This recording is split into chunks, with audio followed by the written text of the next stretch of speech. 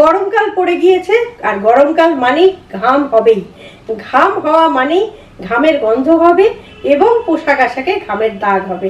সেই সঙ্গে আবার মাঝে মাঝে বৃষ্টিও হচ্ছে, যার কারণে কাদার দাগটিও কিন্তু সঙ্গে লাগছে।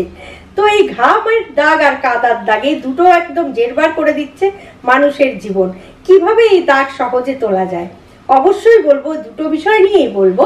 কিন্তু তার আগে বলে নিই, নমস্কার, আমি গৈরিকা, আপনার একান্ত প্রিয় পরিবার কলকাতা ক্যানভাসে আপনাকে স্বাগত জানাই। আপনি যদি এই পরিবারের একজন এখনো না হয়ে থাকেন তাহলে প্লিজ সাবস্ক্রাইব করুন কলকাতা ক্যানভাস। পাশেই বেল আইকন রয়েছে, প্রেস করে অন করে নিন, তাহলে নতুন ভিডিও আপলোড হওয়ার সঙ্গে সঙ্গে নোটিফিকেশন পৌঁছে যাবে আপনার কাছে। এবার বলি যে ঘাম এবং কাদার দাগ আমরা সহজে কিভাবে তুলব।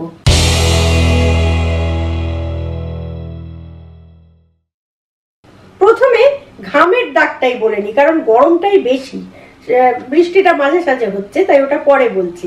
ঘামের দাগটাই আগে বলি। ঘামের যদি দাগ হয়ে থাকে তাহলে সেক্ষেত্রে কিন্তু অবশ্যই জলে ভিজিয়ে রাখতে হবে পোশাকটাকে। অনেকের দেখবেন ঘামের দাগটা শুকিয়ে সাদা হয়ে যায়, সেই জায়গাটা আগে জলে একটু ভিজিয়ে নিয়ে তারপর সেই জায়গাটায় যেখানে দাগ হয়ে গেছে সেখানে সাদা ভিনেগার দিয়ে ভালো করে একটু ঘষে নিতে হবে।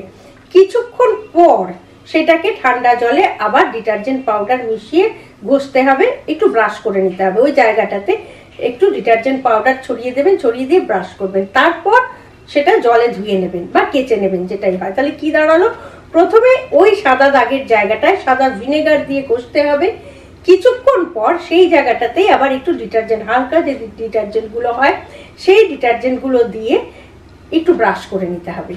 তারপর সেটা একটু শুকিয়ে নেবেন, শুকিয়ে নিয়ে জলে ভিজিয়ে ভালো করে কেচে নেবেন, পরিষ্কার জলে ভিজিয়ে কেচে নেবেন, অবশ্যই ঠান্ডা জলে কেচে নিয়ে ধুয়ে নিয়ে দেখবেন দাগটা কিন্তু উঠে গিয়েছে। এবার এই সঙ্গে আরেকটিও বলে নিই, ঘামের গন্ধ। পোশাক থেকে ঘামের গন্ধটা দূর হবে কি করে? যে জায়গাটায় ঘামটা বসেছে সেই জায়গাটা যদি একটু মাউথ ওয়াশ দিয়ে ধুয়ে নিতে পারেন তাহলেই কিন্তু গন্ধটাও চলে যাবে। কিন্তু মাউথ ওয়াশটা যেন রংবিহীন হয় সেটা দেখতে হবে। এবার বলি, বৃষ্টিতে ভিজে কাদার দাগ, একেবারে একটা বেশ সুন্দর পোশাক পরেছেন, সাদা শাড়ি পরেছেন, পরে বেরিয়েছেন, কি সাদা সালোয়ার পরে বেরিয়েছেন, কি সাদা চুড়িদার পরে বেরিয়েছেন, একেবারে কাদায় ছোপ ছোপ হয়ে গিয়েছে, সেটা নিয়ে খুব সমস্যা হয়। সেক্ষেত্রে সেই দাগটিকে শুকোতে দিন, ভালো করে শুকিয়ে যাক, কোনো অসুবিধা নেই। শুকোনোর পর জলের মধ্যে একটু ডিটারজেন্ট মিশিয়ে ভালো করে ওটাকে ভিজিয়ে রেখে ধুতে হবে, তাহলেই দেখবেন কাদার দাগটা কিন্তু উঠে গিয়েছে। তাহলে আজকের ভিডিও থেকে বিশেষ দুটো কারণ জানা গেল, একটা হচ্ছে গরমে ঘামের দাগ কিভাবে তুলবেন এবং ঘামের গন্ধটা কিভাবে দূর করবেন, আর সেই সঙ্গে কালবৈশাখী আসছে, বৃষ্টিও হবে, ঝড় হবে, কাদা লাগবেই, তাই আগাম জানিয়ে রাখলাম যে কাদার দাগ পড়লেও কিভাবে সেটা সহজেই তুলবেন এবং কোনো টেনশন না করে। সুতরাং আজকের ভিডিওটি যদি ভালো লাগে লাইক করুন, শেয়ার করুন, কমেন্ট বক্সে অবশ্যই কমেন্ট দিন। আর আরেকটি কথাও বলি, এরকম ধরনের কোনো বিষয় যদি আপনার জানবার থাকে বা আপনার জানা থাকে কোনো পদ্ধতি, তাহলে অবশ্যই সেটা কমেন্ট বক্সে আমাকে জানাবেন, আমি নিশ্চয়ই সেটা বলবার চেষ্টা করব। আর সেই সঙ্গে বলি, আপনি যদি এখনো এই পরিবারের একজন না হয়ে থাকেন তাহলে এই ধরনের নানা রকম বিষয় প্রতিনিয়ত জানতে প্লিজ সাবস্ক্রাইব করুন কলকাতা ক্যানভাস। পাশেই বেল আইকন রয়েছে, প্রেস করে অন করে নিন, তাহলে নতুন ভিডিও আপলোড হওয়ার সঙ্গে সঙ্গেই নোটিফিকেশন পৌঁছে যাবে আপনার কাছে।